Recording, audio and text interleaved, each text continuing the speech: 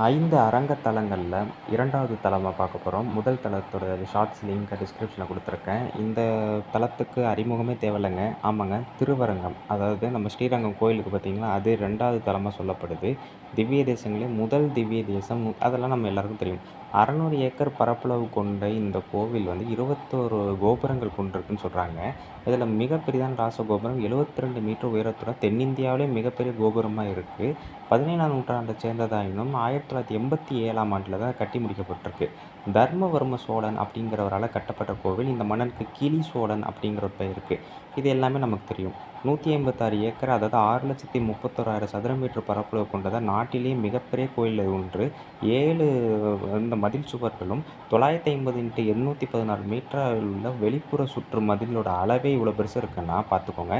247 பாசுரங்கள், மொத்தம் 9 ஆழ்வார்களால் பாடப்பட்ட ஒரே திவ்ய தேசம் இது.